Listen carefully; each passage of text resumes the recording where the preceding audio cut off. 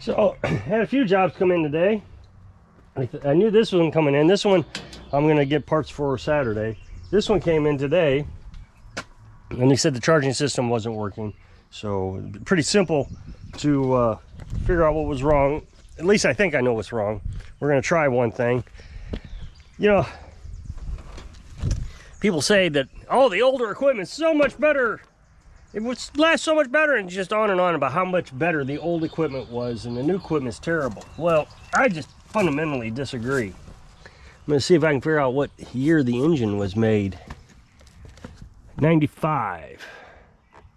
Guess that's emissions was in 95. So that makes sense though, because the John Deere itself is 95. So this was made in 95 based on all the information I could find.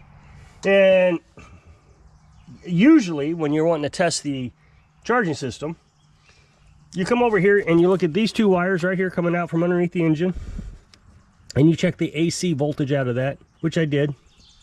And then that plugs right into a voltage regulator. This sits right here. And I'll show you an example. We'll go over to the Beast, and this is how most today modern lawnmower engines look. So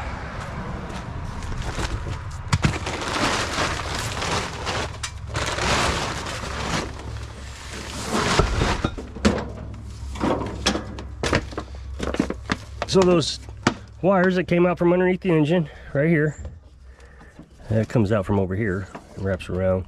And so you got two white wires there. That's your AC. And then your voltage regulators right here, and that's your DC coming out. That's how simple it is. That's all there is to it. So you look at this 1995 model and you're trying to find the voltage regulator. Well, I knew it wasn't going to look anything like I thought ever have seen, because it's 1995.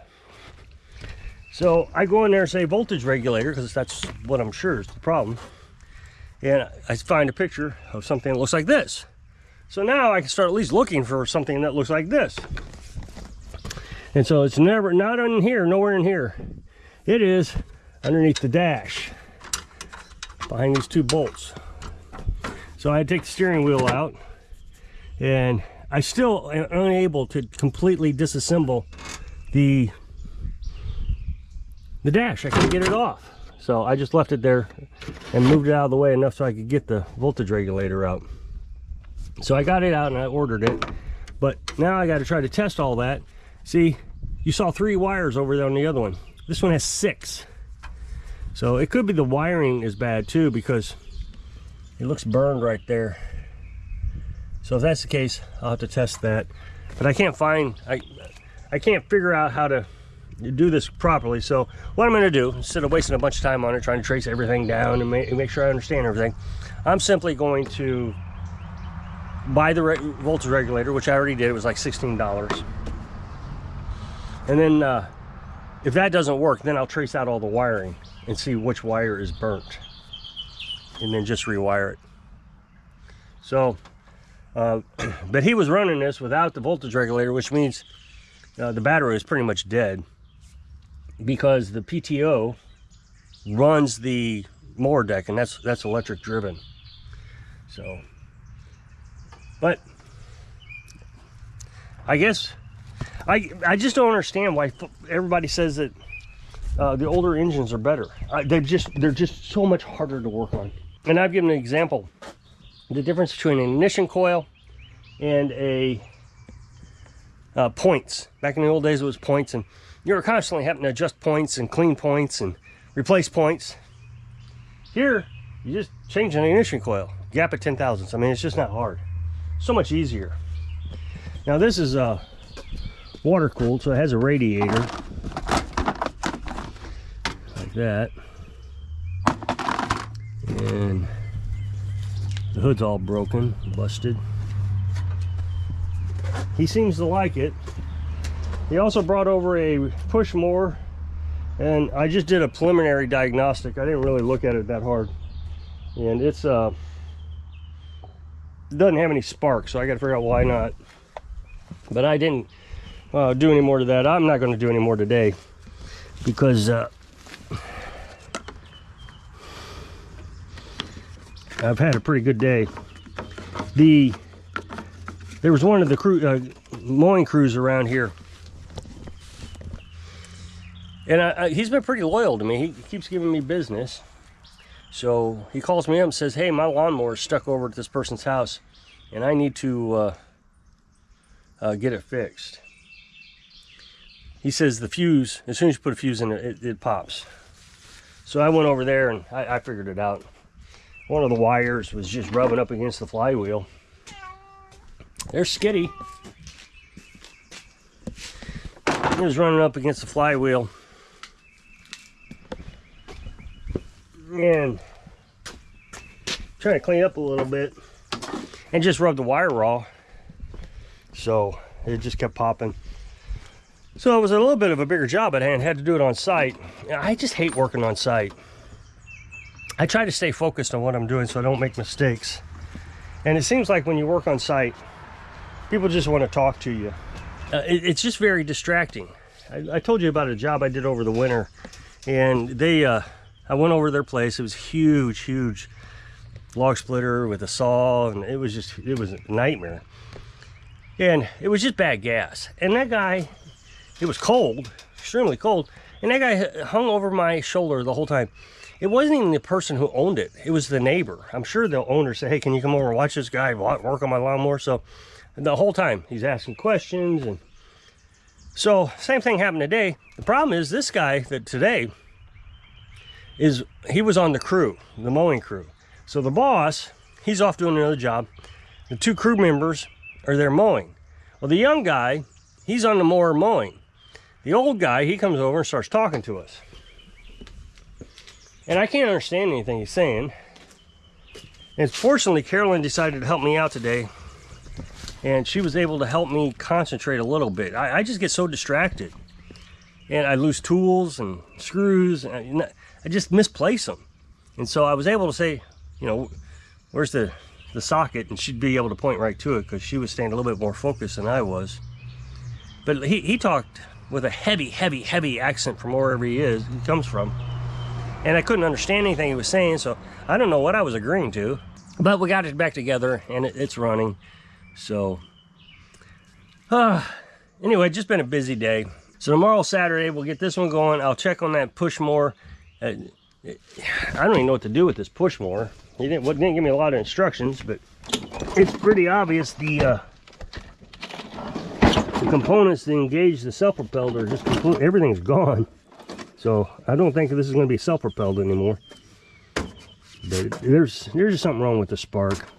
We'll figure that out tomorrow. So again, you know, with this mower, it's an old mower, and I don't know how to get away from these old mowers. It's the bulk of my business. 1995, so that's what, 30 years old.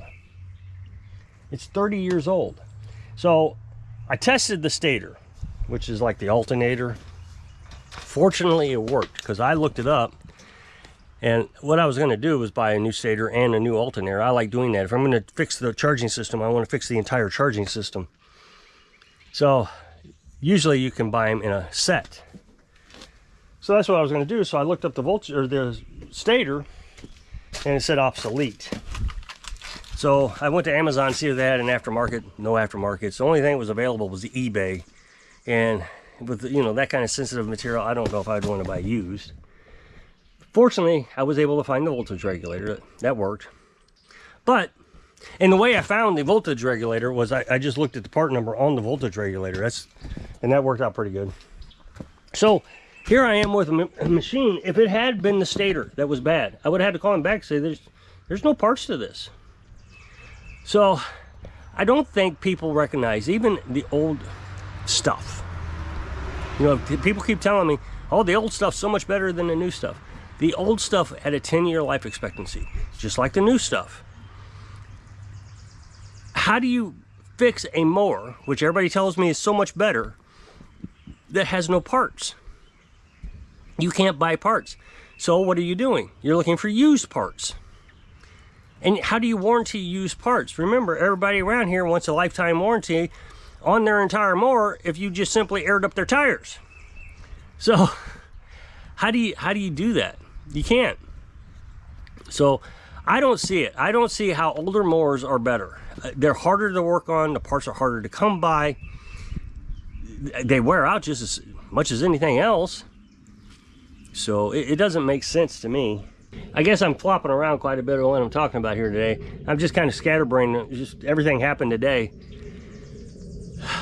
I don't like going off site, but today it was a real feather in the cap. I mean, the guy had his crew out there. They're mowing. He's on a different location, and he can't get it loaded up to bring over here to get it fixed. So going out there, although I don't think he liked the idea of having to pay for it, because again, I don't know. I just get the sense, maybe it's just me, I get the sense that if I've worked on their mower before, they think that I shouldn't have to charge for it again. It's all my fault, no matter what happens. So I was out there, and I found the problem pretty quickly, which is pretty amazing for wiring. I just figured, well, I'm gonna look for all the hot wires and see which one's burned up. And I mean, I'd take a lot apart to get to it. So once I got everything apart, Carolyn was helping me. I mean, we kept moving pretty quick. So by the time the crew was done mowing and weed eating, the boss was coming back. He was back. I started up the engine just as he was pulling up. So he got to see it run. They loaded it up on the trailer. He paid me. And so I think it was a big feather in my cap that I was able to go out there immediately and get him up and running so he can go back to work today.